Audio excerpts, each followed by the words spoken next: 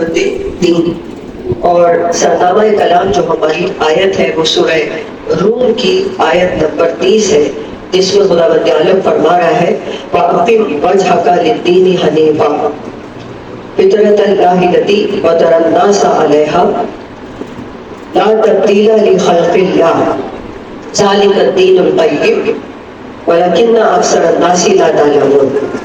خداوند عالم فرما رہے ہیں کہ آپ یکسو ہو کر، مخاطب وہ اپنے نبی سے، ٹھیک ہے، اپنے نبی سے مخاطب ہے کہ آپ یکسو ہو کر اپنا چہرہ دین کی طرف کر لیں، اپنا رخ آپ دین کی طرف کر لیں، یعنی ہر طرف سے آپ روگردانی کریں، اپنے آپ کو بچائیں، بچاتے ہوئے اپنا چہرہ مکمل طور پر دین کی طرف کریں، اس طرف کی جو آپ کی فطرت میں جو چیز شامل کی گئی ہے، جس فطرت پر آپ کو خلق کیا گیا ہے، اس کے بنائے ہوئے کو بدلنا نہیں، لا تبدیل لخلق اللہ، بدلنا نہیں ہے اس کے بنائے ہوئے کو، جو فطرت میں اس نے چیز رکھی ہے، اور یہی سیدھا راستہ ہے، اکثر لوگ نہیں جاتے۔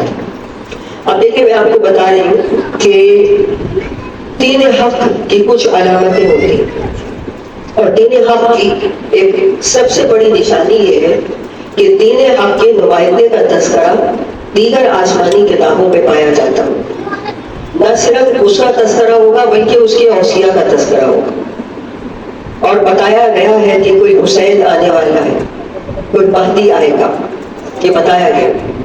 اب یہ اور بات ہے، اقرار سب کرتے ہیں کہ ایک آنے والا آئے گا، کوئی بھی مسلمانوں کا فرقہ آپ کو اس سے انکار کرتا نظر نہیں آئے گا، سب کہتے ہیں کہ ایک آنے والا آئے گا، لیکن بس اختلاف اس بات پر ہے کہ ہم یہ کہتے ہیں کہ پیدا ہو چکے اور وہ کہتے ہیں کہ پیدا ہو، ٹھیک ہے، بس اختلاف جو ہے وہ اس بات پر ہے۔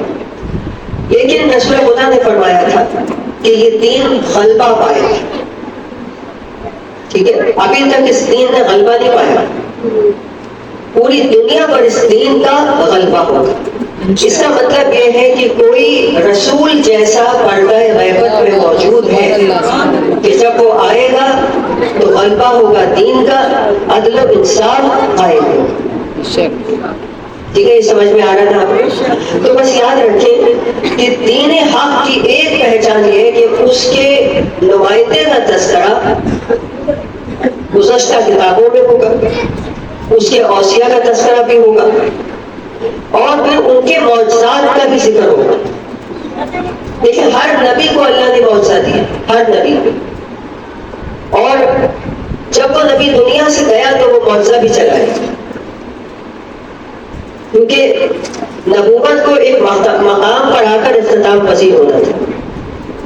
ہر نبی کا معجزہ جیسے وہ دنیا سے گیا وہ معجزہ چلا گیا، اور ہر نبی کو معجزہ اس کے زمانے کے تقاضے کے مطابق ملا، جیسا جس کا زمانہ تھا اس کو ویسا معجزہ ملا، ٹھیک ہے۔ اب جب یہ ہمارا جو زمانہ ہے، یہ زمانہ پچھلی 2 صدیوں سے کہا جا رہا ہے کہ یہ علم اور ٹیکنالوجی کا زمانہ ہے، پچھلی 2 صدیوں سے یہ کہا جا رہا ہے کہ یہ علم اور ٹیکنالوجی کا زمانہ ہے، اور 1400 سال پہلے ہمیں اللہ نے علم کے 2 شاہکار عطا کیے، 1400 سال پہلے، سبحان اللہ، سبحان یہ قرآن اور کہتے ہوئے، یہ تو پچھلی 2 صدیوں سے کہا جا رہا ہے کہ علم اور ٹیکنالوجی کا زمانہ ہے، جبکہ ہمیں 1400 سال پہلے اللہ نے علم اور ٹیکنالوجی کے شاہکار عطا کر دیے تھے، ٹھیک ہے۔ ہر نبی کے زمانے کا تقاضا الگ تھا، جناب موسیٰ کے زمانے میں جادو کا زور تھا تو ان کو ویسا معجزہ دیا گیا، عیسیٰ کے زمانے میں میڈیسن اپنے عروج پر تھی،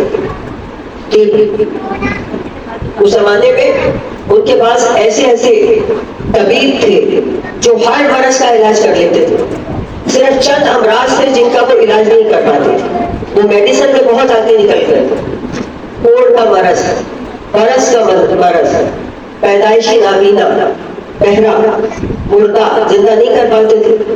جب عیسیٰ آئے ان کو وہ معجزات دیے کہ آپ کے ہاتھ میں شفا رکھی، خدا نے ید بیضا عطا کیا، ہاتھ لگاتے شفا ہو جاتی، نابینا کو بینا کر دیتے، ٹھوکر مارتے مردہ زندہ ہو جاتا، یہ ان کو معجزات دی ہے۔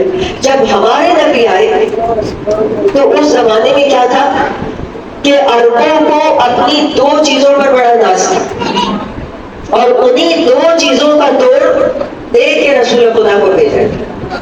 اللہم صلی علی محمد وعلی محمد وسلم۔ دو چیزوں پہ بہت ناز تھا، ایک ان کو اپنی زبان پہ بہت ناز تھا، فخر کرتے تھے کہ ہم عربی ہیں، باقی سب عجمی ہیں، ہم جو بولتے ہیں عربی بن جاتی ہے۔ اور ایک دوسرا انہیں اپنی تلوار پہ ناز تھا کہ تلوار ہماری جیسے ہم چلاتے ہیں، ہم سے بڑا کوئی بہادر نہیں، کئی کئی سال ایک ایک چھوٹی چھوٹی بات پہ جنگ ہوتی رہتی، مشغلہ تھا ان کا، چھوٹی سی بات پہ کئی کئی سال جنگ ہوتی تھی۔ تو اللہ نے کہا کہ میں اے میرے حبیب، میں ان دونوں چیزوں کا توڑ آپ کو دیتا ہوں۔ ان کی زبان کا جواب قرآن ہے، ان کی تلوار کا جواب علی ہے۔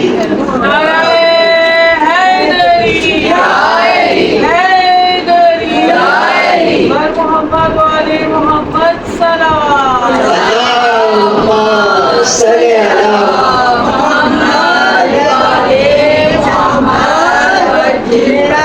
تو ہمیشہ کمال کرتا ہے، جو فیصلہ بھی کرے بے مثال کرتا ہے۔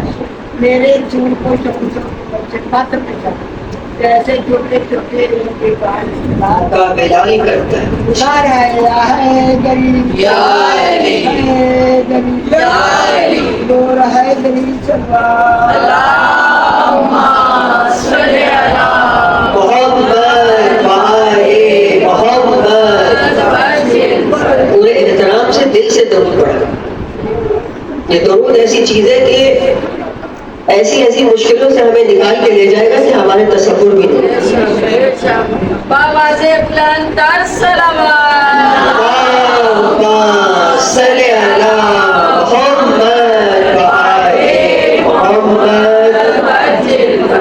تو 1400 سال پہلے خدا نے دو معجزات ایسے نبی کو دیے، اور چونکہ ان دونوں معجزات کو قیامت تک جانا ہے، کیونکہ یہ آخری نبی ہے، اب اس کے بعد چیپٹر کلوز ہو چکا، وہی نہیں آئے گی، شریعت نہیں بنے گی، اب کوئی چیپٹر کلوز ہونے جا رہا ہے، ٹھیک ہے؟ تو اس لیے یہ دونوں معجزے قیامت تک جانے۔ اب دیکھیں جو سائنس ہے اس کا دعویٰ ہے کہ 500 سال تک کوئی کتاب صحیح حالت میں نہیں رہ سکتی، ایسا نہیں ہو سکتا کہ اس میں تبدیلی نہ ہو، اور قرآن کا دعویٰ یہ ہے کہ یہ تبدیل نہیں ہوگا، اس کی حفاظت کی ذمہ داری خدا نے لی ہے۔ سائنس کہہ رہی ہے کہ 500 سال تک کوئی کتاب نہیں رہ سکتی۔ اب برطانیہ میں سب سے پرانا نسخہ رکھا ہے ہمارے قرآن مجید کا، قرآن ہمارا ہے لیکن رکھا ہوا انہوں نے سنبھالا ہوا، ہم شاید سنبھال بھی نہیں سکتے تھے۔ اور انہوں نے کہاں سے لیا؟ خود انہوں نے کہا کہ ہم نے عراق سے چرایا، جب ہماری حکومت تھی، کئی سو سال حکومت کر کے گئے ہیں۔ تو اب وہ جو نسخہ رکھا تھا، انہوں نے کہا یہ کیسے معلوم ہو، یہ کب کا لکھا ہوا؟ تو آکسفورڈ یونیورسٹی میں ایک اعلیٰ ایجاد ہوا جو بتاتا ہے دیکھ کر کہ یہ رائٹنگ کب کی ہے، یہ کاغذ کب کا ہے، کس جانور کی کھال پہ لکھا گیا ہے، کس قلم سے لکھا گیا ہے، کس سیاہی سے لکھا گیا ہے۔ اس نے ساری تحقیق کی۔ اب دنیا کو انتظار تھا، بی بی سی میں باقاعدہ یہ خبریں چلی کہ یہ قرآن کا نسخہ ہمارے پاس ہے، اور مسلمانوں کا دعویٰ یہ ہے کہ 500 سال کے بعد بھی کتاب ہماری سلامت ہے، کوئی بھی سال گزر جائے، صدیاں گزر جائیں، اس میں تبدیلی نہیں آئے گی۔ سائنس کا دعویٰ ہے کہ 500 سال تک کوئی کتاب صحیح حالت میں رہ نہیں سکتی، دنیا انتظار کر رہی ہے۔ تو کہا، پھر بی بی سی کو اعلان کرنا پڑا کہ ہمارے پاس محمد مصطفیٰ کے زمانے کا قرآن موجود ہے. صلی اللہ محمد. یعنی پتا چلا کہ وہ قرآن رسول خدا کے زمانے کا ہے. اب پتا کیسے چلے کہ یہ قرآن وہی ہے کہ جو آج کا قرآن ہے؟ کیونکہ وہ قرآن خط کوفی میں ہے. اس کے لیے ماہرین کی ضرورت ہے. انہوں نے کہا پیسے ہم دیں گے جتنا خرچہ ہوگا, کوئی اس کو پڑھے بتائے, آج کے قرآن سے اس کو میچ کرے. آج کے قرآن سے چند سورے نکالے گئے, اس کے سوروں سے میچ کیے گئے, تو پتا چلا کہ وہ بھی قرآن ہے جو آج قرآن ہاتھوں میں ہے, وہی ہے کہ جو 1400 سال پہلے آیا تھا. کتنے لوگ مسلمان ہو گئے جب بی بی سی سے یہ خبر چلی, تو کتنے لوگ مسلمان ہو گئے. دیکھنا, یعنی کہ حقانیت کی دلیل ہے قرآن مجید کی. ضرور پڑھ لیجیے ایک مرتبہ.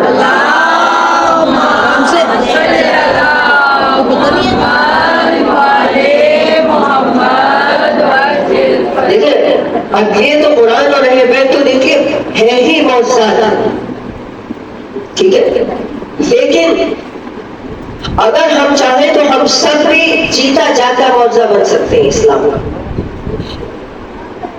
توجہ ہے نا آپ کی. یہ بچوں کو لے کے آپ وہاں پیچھے جائیں, اس طرف ضرور پڑھ لیجیے. صلی اللہ محمد وآلِ محمد. توجہ رکھیے.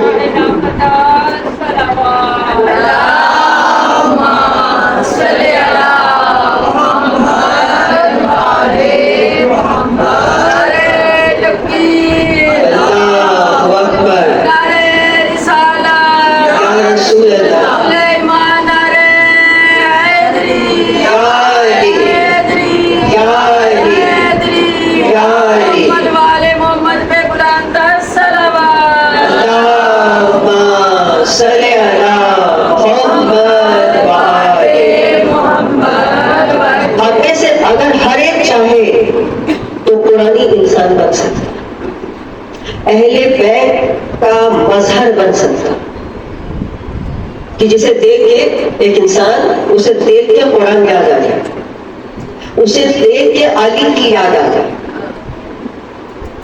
ہمارے ایک عالم دین باہر کسی یونیورسٹی میں گئے اور وہ اسی آبا میں گئے اپنے لباس میں.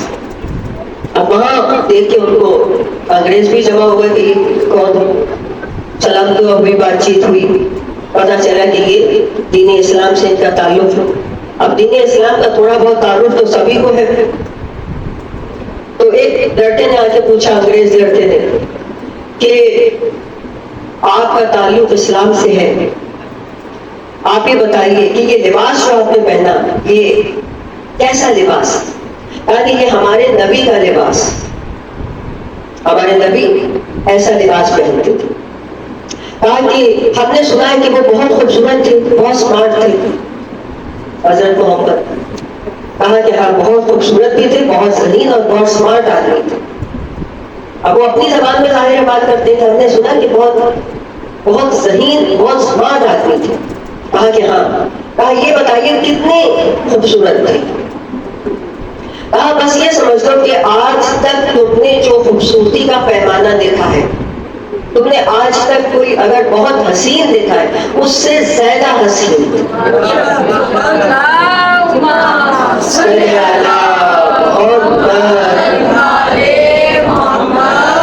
جب بات چیت کے بعد اس لڑکے نے ایک جملہ کہا مولانا سے, اور اس کی آنکھ میں آنسو تھے.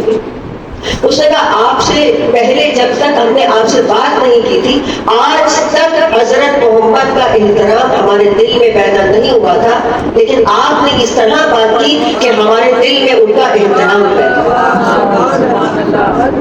یعنی اگر کوئی بے احترامی کر رہا ہے تو کہیں نہ کہیں قصوروار ہم بھی ہیں. ہم شاید ویسا تعارف ان کا نہیں کروا پائے, ہم اپنے باڈی لینگویج کو بنا ہی نہیں پائے کہ جس سے دوسرا اسلام سے متاثر ہوتا, یا وہ ہمارے لیڈر تک پہنچتا, ہمارے رہنما تک پہنچتا. ٹھیک ہے.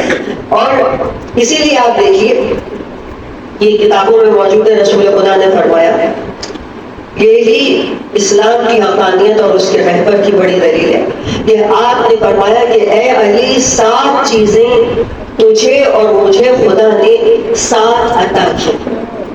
7 چیزیں اب دونوں کو ملی. وہ کیا؟ پہلی چیز کیا ہے کہ اے علی تو وہ پہلا شخص ہے کہ جس کی قبر میری قبر کے ساتھ کھولی جائے گی. اے علی تو وہ پہلا شخص ہے کہ جو کھلے صراط پر میرے ساتھ ہوگا اور دوزخ سے کہے گا یہ تیرا ہے اسے پکڑ لے، یہ تیرا نہیں ہے اسے چھوڑ دے. اے علی تو وہ پہلا شخص ہوگا کہ جب قیامت کے روز لباس ملے گا مجھے تو میرے ساتھ تجھے بھی وہ لباس ہوگا، اور جب مجھے قبر سے زندہ کر کے نکالا جائے گا تو تجھے بھی زندہ کر کے نکالا جائے گا.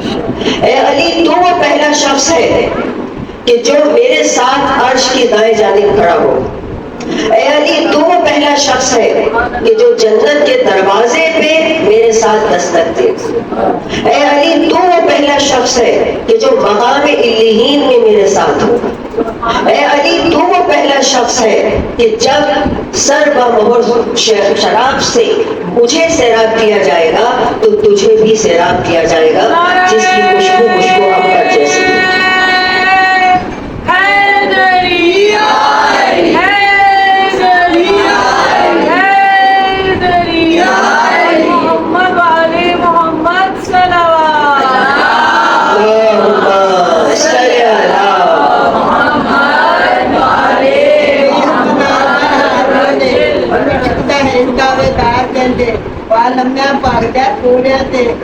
چھاتی پہ سن کبار لیتے کہندے نام محمد دا لینا تو چھڑ دے بلتی کرو بتاں دا اقرار کر دے. سب دیکھیا حوصلہ عشقاں دا سن پڑا لگو بار بار کہتے میں نام محمد دا نہیں چھوڑنا پاوے دشمن سب بار کہتے. نعرہ حیدری حیدری اور حیدری سلوات اللہم صلی علی محمد. بس یہ چند منٹ دیکھیں ہمارے پاس ہے کہ دین کی معرفت حاصل کریں، اپنے آپ کو کربلا پہنچائیں. میں آپ کو روزانہ بتا رہی ہوں کہ مجلس کی صفت ہے کہ تبدیلی ممکن ہے. وہ مجلس ہی نہیں جو تبدیل کرتا، تبدیل نہ کرتا، بے شک بے شک، وہ مجلس ہی نہیں ہے، وقت کا ضیاع ہے کہ جہاں سے آپ تبدیل ہو کر نہ اٹھیں. ٹھیک ہے، اب تبدیلی کے لیے سب سے اہم چیز جہاں سے تبدیلی آنی وہ کیا ہے؟ پوری باڈی میں فکر، تفکر، غور کرنا پڑے گا. جب غور نہیں کریں گے تو تبدیلی کیسے آئے گی جب غور ہی نہیں کریں گے؟ فکر جو ہے یہ ایک آئینہ ہے. آئینہ جیسے آئینہ آپ کو سب کچھ بتاتا ہے، آپ کا ظاہر بتاتا ہے نا، اسی طرح فکر ایک ایسا آئینہ ہے کہ جب آپ اس میں دیکھتے ہیں، جب آپ غور کرتے ہیں تو اس میں آپ کو اپنی خوبیاں بھی نظر آتی ہیں، آپ کو اپنے گناہ بھی نظر آتے ہیں، اور پھر آپ اس کا کفارہ کرتے ہیں. اب ایسا نہ ہو کہ صرف خوبیاں ہی نظر آ رہی ہوں اور گناہ نہ نظر آ رہے. تو تفکر اسی لیے ہے، تفکر، غور کرو. دیکھیں کوئی بھی کام فکر کے بغیر ہے ہی نہیں. یہ جو مجلس آپ کرتے ہیں، جہاں جس کے گھر میں بھی مجلس ہوگی پہلے تفکر کرے گا نا، غور کرتا ہے نا پہلے کہ مجھے اس کو کیسے ڈیزائن کرنا ہے. ایسا ہی ہے نا، ہر کام پہلے تفکر مانگتا ہے، اس پہ غور کرنا پڑتا ہے. آپ سب سے پہلے جو مجلس ہے، آپ کے گھر میں کسی کی دعوت ہے، سب سے پہلے اس کو دماغ میں ڈیزائن کرتے ہیں کہ مجھے اسے کیسے کیسے کرنا ہے. پہلا اسٹیپ کیا ہے، دوسرا اسٹیپ کیا ہے. ٹھیک ہے، ایک پینٹر جب پینٹنگ بناتا ہے، رنگ بھرتا ہے، اگر وہ تفکر نہ کرے تو وہ شاہکار نہیں بنا سکتا، کوئی شاہکار خلق نہیں کر سکتا. ٹھیک ہے، اب دیکھیں آج کیا ہو رہا ہے کہ آج نوجوانوں کو نشے پہ لگایا جا رہا ہے. نشہ کیا کرتا ہے؟ یہ سب سے پہلے فکری کو تو ختم کرتا ہے، برین کو سائلنٹ کر دیتا ہے. کچھ لوگ کہتے ہیں کہ کریٹیوٹی آتی ہے، تخلیقی صلاحیت، وہ سجدوں سے آتی ہے، نشوں سے نہیں. جتنا سجدے بڑھیں گے تخلیق کی صلاحیت جو ہے وہ بڑھے گی، کیونکہ خدا سے قریب ہوگا. اور تخلیق کرنے والا خالق ہے نا، ہر چیز کو خلق کرنے والا خالق ہے. تو آپ کے اندر بھی وہ صلاحیت پیدا ہو جائے گی جب خالق سے قریب ہوگی. مخلوق جب خالق سے قریب ہوگی تو اس میں بھی خالق کی جھلک نظر آنی شروع ہو جائے گی. جبھی تو حضرت علی کو کہا گیا کہ مظہر خدا بن گئے تھے. خدا کا دھوکہ ہوا نا، لوگوں کا قصور نہیں تھا جنہوں نے خدا کہا. علی نے خدا کو اپنے اتنا قریب کیا اپنے آپ سے کہ لوگوں کو خدا کا دھوکہ ہوا کہ یہی خدا ہے. ٹھیک ہے. تو نشہ کیا کرتا ہے کہ سب سے پہلے سائلنٹ کر دیتا ہے برین کو، اور جب دماغ ہی ڈیڈ ہو گیا اب وہ کیا کرے گا؟ اب یہ جو سوشل میڈیا ہے اس کو بھی آج کل ایک نشے کے طور پر یہ استعمال ہو رہا ہے.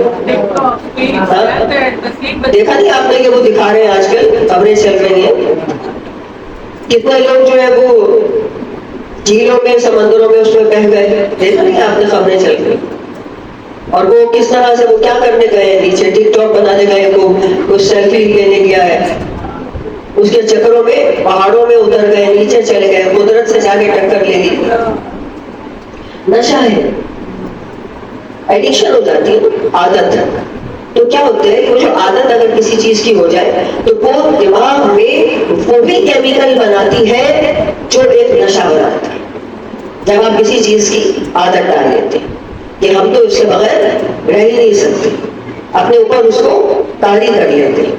تو یاد رکھیں کہ خدا بند عالم سورہ روم کی آیت نمبر 8 میں یہ کہتا ہے کہ کیا ان لوگوں نے اپنے غور نہیں کیا، تفکر نہیں کیا کہ یہ جو زمین و آسمان اور اس کے درمیان جو کچھ ہے یہ ہم نے خلق کیا اور ایک معینہ مدت تک کے لیے.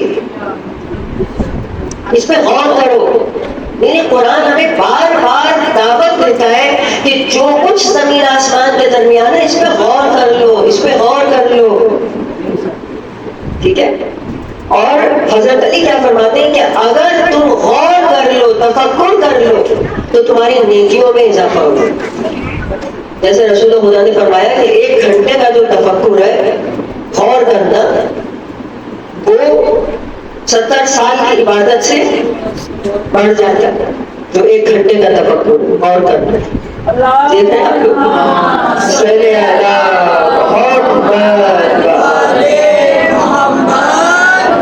رسول خدا کے ایک خدمت گزار تھا ربیعہ بن کعب. رسول خدا کی خدمت کرتا ہے، توجہ سے سنیے. 7 سال خدمت کی. 7 سال کے بعد رسول خدا نے کہا مانگو کیا مانگو، میں تمہاری حاجت کو پورا کروں.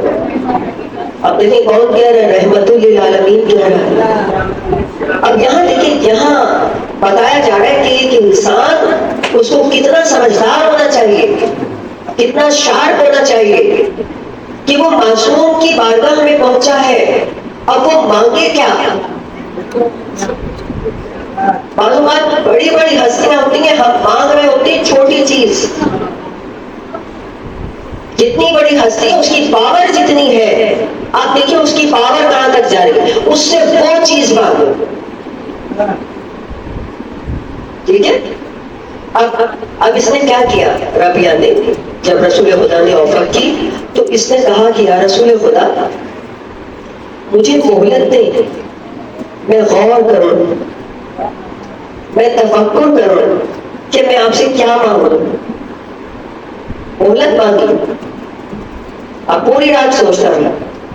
اگلے دن جب رسول خدا نے پوچھا کہ بتاؤ کیا حاجت ہے، اس نے کہا یا رسول خدا میں نے پوری رات سوچا کہ میں آپ سے کیا مانگوں. میں نے سوچا اگر میں نے دولت مانگی تو آپ مجھے دے دیں گے، لیکن دولت کو فنا ختم ہو جائے گی. اگر میں نے طویل عمر مانگی وہ بھی آپ مجھے دے دیں گے، لیکن موت ایک دن آ جائے گی. کہا یا رسول خدا میں نے بہت سوچا، اب میں آپ سے یہ مانگتا ہوں کہ آپ اللہ سے دعا کریں کہ وہ مجھے آپ کے ساتھ داخلے بہشت کرے. دیکھیں ذرا، جب غور کیا تو کہاں پہنچا اور کیا چیز مانگی کہ آپ کے ساتھ داخلے بہشت. محمد اب رسول خدا لانتار صلوات صلی اللہ محمد. رسول خدا نے سر جھکایا، چند لمحے سوچتے رہے، پھر سر اٹھایا. آپ نے فرمایا کہ میں تمہاری حاجت کے لیے خدا سے دعا کروں گا، لیکن تم کیا کرو گے؟ تم سجدوں کے ذریعے میری مدد کرو گے. یعنی یہ نہیں کہہ دیا کہ ہاں ٹھیک ہے، اوکے نہیں کر دیا ایسے. مطلب تمہیں بھی کچھ کرنا ہے. اگر تمہیں اتنا بڑا مقام چاہیے کہ تم میرے ساتھ داخلے بہشت ہو، تو ایسا نہیں کہ تم ہاتھ پہ ہاتھ رکھ کے بیٹھ جاؤ، نہیں، تم سجدوں کے ذریعے تم اپنے سجدے بڑھاؤ. میں دعا کروں گا کہ خدا تمہیں میرے ساتھ داخلے بہشت. اب دیکھیں آج کتنا بڑا دن ہے کہ ایک جوان کا ذکر ہے. کربلا جب جوان کی بات کرتی ہے نا تو اس کو ایسے کنسیڈر نہ کریں جو ہمارا جوان ہے. اس میں بہت معرف ہے، بہت مامانی بات کرتی ہے کربلا جب جوان کا ذکر کرتی ہے. اور جوان بھی وہ جو علی اکبر سا جوان. یہ کربلا نے بتایا کہ جوان کسے کہتے ہیں. علی اکبر سا جوان کہ جو چہرے پہ نقاب لگاتا ہو، کیونکہ حسن ایسا تھا جہاں علی اکبر نکل جاتے تھے لوگوں کا مجمع لگ جاتا تھا علی اکبر کی زیارت کے لیے، کیونکہ شبیہ رسول تھے، چہرے پہ نقاب رکھنا پڑتا تھا. امام حسین نے دیکھیے ایسا جوان ایسے نہیں ملتا، ماں باپ کو بھی کچھ کرنا پڑتا ہے. محنت کی ہے امام حسین نے ایسا جواب مانگنے کے لیے. ایسا جوان سجدوں میں مانگا ہے حسین نے، نماز شب میں مانگا ہے. ایسا جوان کہ ایسا جوان ہے یہ کہ آیت اللہ تحریری فرماتے حضرت علی اکبر کے مقام کے بارے میں کہ ہم تصور نہیں کر سکتے حضرت علی اکبر کا مقام. وہ کہتے ہیں کہ حضرت علی اکبر اس مقام پر فائز ہیں کہ ابھی آنکھیں بند نہیں ہوئی تھی، آنکھیں بند نہیں ہوئی تھی، ابھی دنیا سے گئے نہیں تھے کہ رسول خدا اور حضرت علی کو دیکھا کہ جام کوثر لیے سرنا دیکھا. یعنی عام طور پر انسان ان ہستیوں کو مرنے کے بعد دیکھتا ہے، لیکن آیت اللہ تحریری کہتے ہیں کہ ابھی علی اکبر کی آنکھ بند نہیں ہوئی تھی. کیونکہ یہ بہت بڑا رتبہ ہے، بہت بڑا مقام ہے. اور علی اکبر جیسا جوان پورے راستے میں جب بیویوں کو کوئی بات کسی کو بھی کسی فرد کو بھی کاف لے کے امام حسین تک پہنچاتی ہے تو حضرت علی اکبر کا انتخاب کیا. کیوں؟ کیونکہ جیسے ہی علی اکبر سامنے جائیں گے امام حسین وہ شبیہ رسول ہے. امام حسین کا دل ایک دم سے نرم پڑ جائے جب شبیہ پیغمبر کو دیکھیں گے، کیونکہ علی اکبر کی رفتار، ان کی گفتار، ان کا کردار، ہر چیز میں رسول خدا کی جھلک نظر آتی ہے. اور امام حسین عاشق رسول ہیں، اپنے نانا کے عاشق. عالم دین کہتے ہیں ایک شخص تھا کربلا میں، وہ مولا کے روزے میں جا کے دعا مانگتا، مولا مجھے بیٹا دے، وہ جوان ہو پھر وہ مرے، میں اس کا جنازہ اٹھا. عالم دین کہتے ہیں عجیب دعا مانگتا.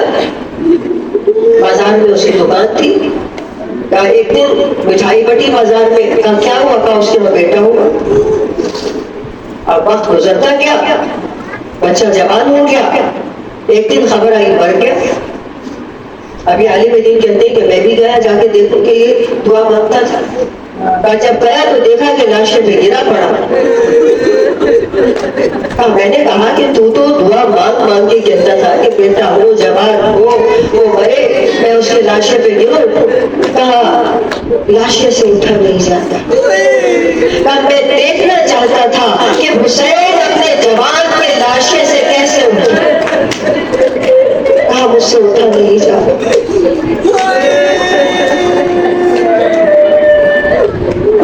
آج کسی بھی ذاکر کے جملے پہ غور نہ کریں، بس خود کو کربلا پہنچا دیں.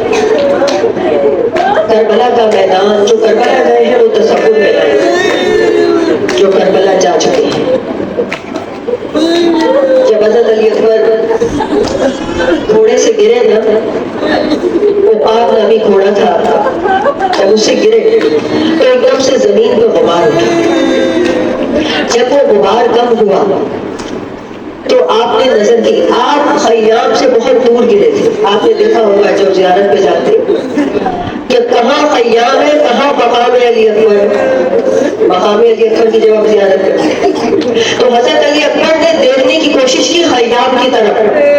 نہ باپ کا چہرہ نظر آیا، نہ کوئی اور آدمی نظر آیا، کوئی نظر نہ آیا. اس وقت حضرت علی اکبر نے ایک آہ بلند کی اور ایسی بلند آواز سے، دردناک آواز میں سلام کیا اپنے بابا کو. کہا کہ بابا علی اکبر کا آخری سلام، بابا خدا حافظ، بابا علی اکبر اب آخری دم پر ہے.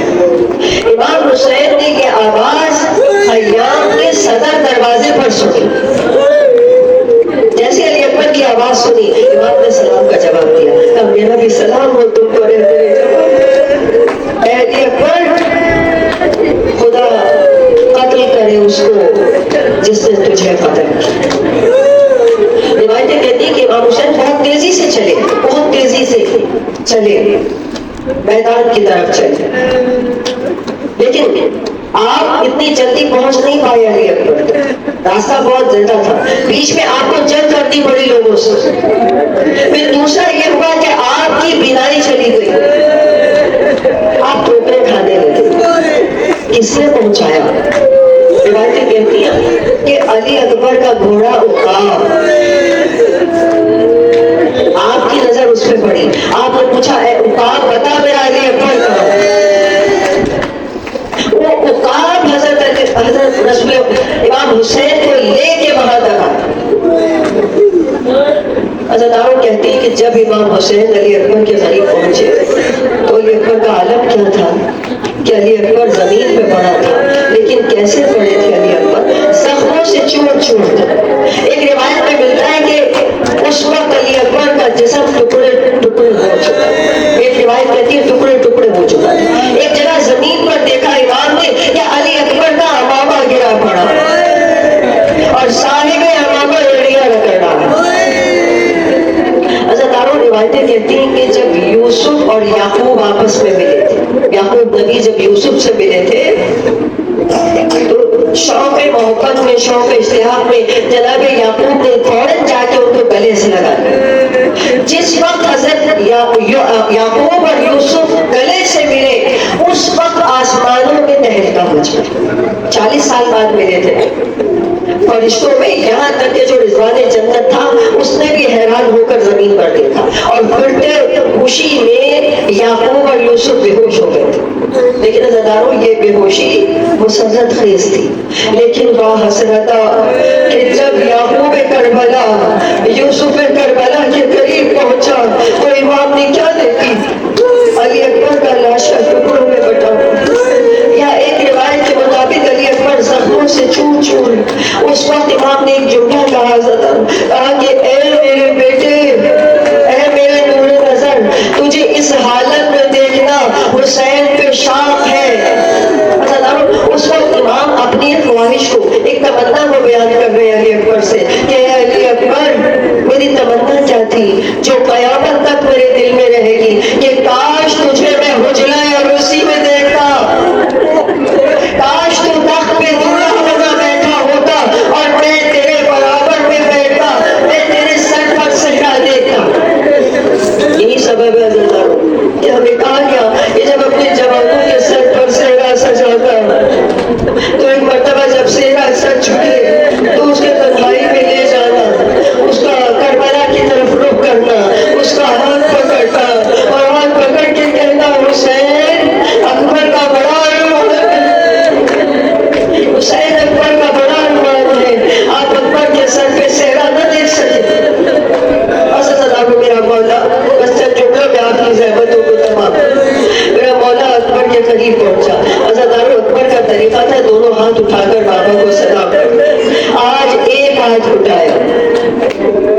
कहा बेटा दूसरा हाथ कहाँ है? कहा बाबा पर्ची पर है।